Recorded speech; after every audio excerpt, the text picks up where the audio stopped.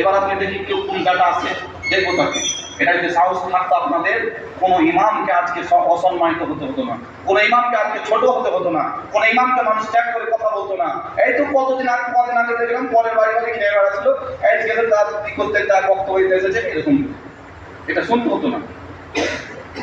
রাসূলুল্লাহ সাল্লাল্লাহু আলাইহি সাল্লাম যেমন আল্লাহর পক্ষ থেকে তিনি আরো ওহী অবতীর্ণ করা হয়, তিনি ওহীর ধারক এবং বাহক। অন্যদিকে আল্লাহর পক্ষ থেকে আইন কানুনগুলিকে বাস্তবায়ন করার জন্য শত শত হাজার হাজার সাহাবী রাসূলুল্লাহ সাল্লাল্লাহু আলাইহি ওয়াসাল্লামকে সহযোগিতা করছেন। কাজে ইসলাম প্রতিষ্ঠা করতে অত্যন্ত সহজ হচ্ছে। ইমাম সাহেব যদি মুখে বলে, সমস্ত কমিটি মিলে, সমস্ত গ্রামবাসী মিলে, সমস্ত মানুষ মিলে যদি, শুভভক্তি সম্পূর্ণ সকল মানুষ মিলে যদি, যুব সমাজ মিলে যদি, চাষি হোক, চাকরিজীবী হোক, ক্ষেত খামারে কাজ করা হোক, সকলে মিলে যদি বলতো, বলবেন আপনি কিভাবে কাজ করতে হয়, তার সহযোগিতা আমরা করবো। সমাজ আজকে প্রকাশ্যে যে সিগারেট বিক্রি হয় দোকানে, এটা হতো না। প্রকাশ্যে যে লোকটা মদ বিক্রি করে, এটা হতো না। প্রকাশ্যে যে মেয়েটা পতিতালয়ের ব্যবস্থা বাড়িতে খুলে রেখেছে, এটা হতো না। যদি আপনি বলতেন এবং উপযুক্ত শাস্তির ব্যবস্থা করতেন বা পদক্ষেপ নিতেন, যাতে এই কাজগুলো আমাদের এলাকাতে না হয়। শুনেন, আবু দাউদ হাদিসটি সহিহ বলেছেন, হাদিসটি সহিহ। আল্লাহ রাসূল সাল্লাল্লাহু আলাইহি ওয়াসাল্লাম বলেছেন, যখন মানুষ আমভাবে প্রকাশ্যে পাপ করবে, অন্যায় করবে, আর তার যদি বাদ প্রতিবাদ না হয়, তাহলে মানুষের উপরে মানুষ যেন তৈরি থাকে যে আল্লাহর পক্ষ থেকে আযাব যেন তাদের উপরে আসবে। এটা যেন তারা প্রস্তুত থাকে, তারা রেডি থাকে, তারা যেন উপস্থিত থাকে, ব্যবস্থা নিয়ে থাকে যে তারা অন্যায় হতে দেখছে, মানুষটাকে বলার ক্ষমতা তার আছে, মানুষটাকে বলতে সে পারবে, এরপর সে বলছে না, আল্লাহর পক্ষ থেকে আযাব আসবে, এর জন্য যেন সে প্রস্তুত থাকে, সে যেন রেডি থাকে যে সে আল্লাহর আযাবের মধ্যে পড়বে। সুনান তিরমিজি সম্মপর 2169 নম্বর হাদিস, রাসূলুল্লাহ সাল্লাল্লাহু আলাইহি ওয়াসাল্লাম বলেন যে তোমরা যদি অন্যায়ের প্রতিবাদ করো, তাহলে তোমাদের দোয়া কবুল হওয়ার সম্ভাবনা। যদি তোমরা অন্যায়ের প্রতিবাদ করো, তাহলে তোমরা আল্লাহর কাছে প্রিয় হওয়ার অনেক সম্ভাবনা, তোমরা আল্লাহর কাছে প্রিয় হবে। আর সূরা আল ইমরানের 104 নম্বর আয়াতের শেষ অংশে আল্লাহ তাআলা বলেন, ওয়া উলাইকা হুমুল মুফলিহুন, ওই ব্যক্তি সফল যে ব্যক্তি সৎ কাজের আদেশ দিচ্ছে, পাশাপাশি অসৎ কাজে বাধা দিচ্ছে। এটা কোনো মানুষ বলেনি পৃথিবীতে, নবীজিও বলেনি যে আমি আপনি সফল হব এই দুটো কাজ করলে। কে বলেছেন বলেন তো? আল্লাহর এই বাক্যটাকে আমি মানতে পারলাম না, আল্লাহর এই বাক্যটাকে আমরা মানতে পারি না। সৎ কাজের আদেশ দিতে বড় কুণ্ঠাসা হয়। ইমাম সাহেব একটু কাজ আছে, আপনি যান না, তাকে নামাজ পড়ার কথা, মোড়ল সর্দারাই যাবে, মোড়ল সর্দারাই সবই করবে, আপনার কোনো দায়িত্ব নেই। আপনি গ্রামের দায়িত্বশীল নন, আপনি আর কিছু দায়িত্ব নন। আপনার ঈমান আপনাকে বলছে, আপনি বাধা দিন। আপনার ঈমান আপনাকে বলছে আপনি সৎ কাজের আদেশ দিন। আপনার ঈমান আপনাকে বলছে অন্যায় যেখানে হচ্ছে আপনি প্রতিবাদ করুন।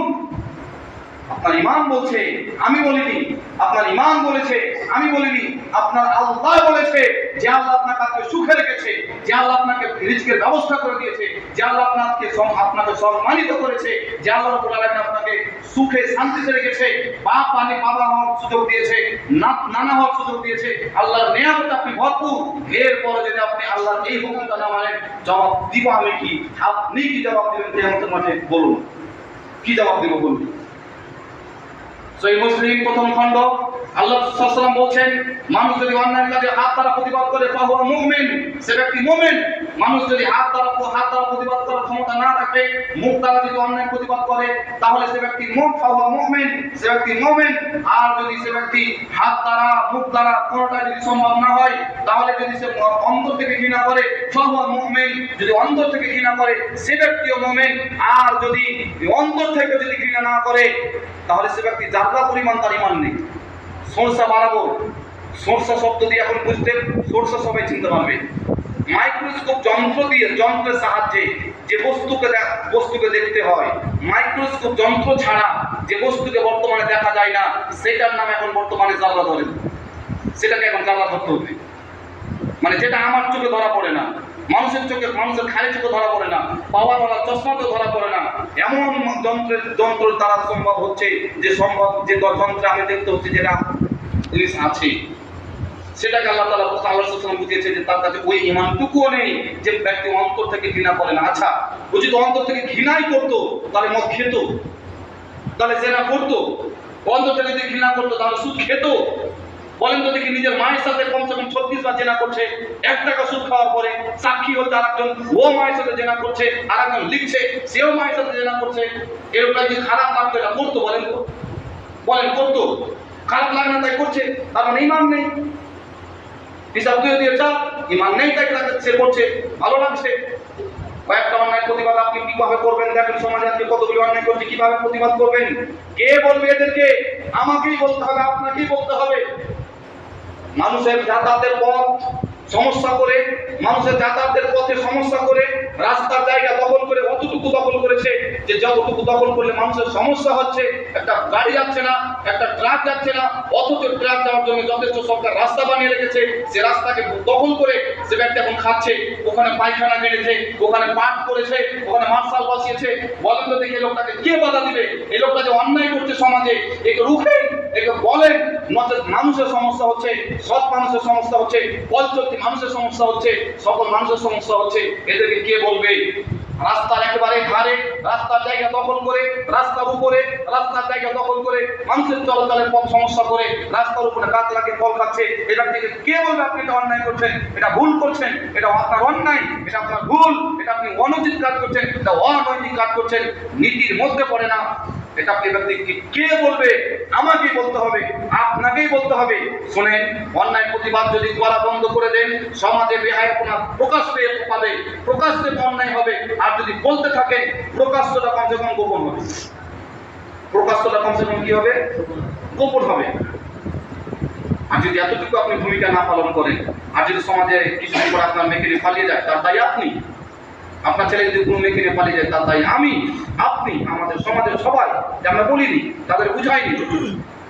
আচ্ছা, সৎ কাজের আদেশটা আগে কোরআন এলো, আয়াত চাইলো না যে সৎ কাজের আদেশ দাও, অসৎ কাজে বাধা দাও? তো সৎ কাজের আদেশ মানে কি? তাকে আগে বুঝাও যে ভালো কোনগুলো, তাকে আগে বুঝাও যে এগুলি ভালো, আর তাকে বুঝাও যে এগুলি খারাপ।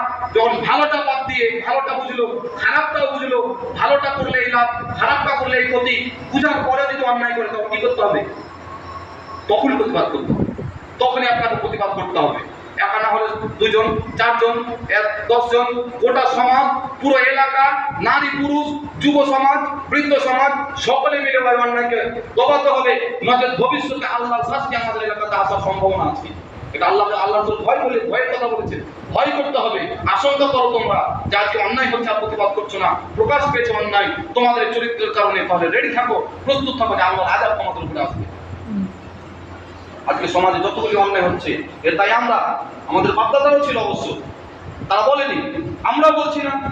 না ভাই, এটা মুসলমানদের বৈশিষ্ট্য নয়, এটা ইসলামের, আমাদের এই ইসলাম ওই ইসলাম পায়নি।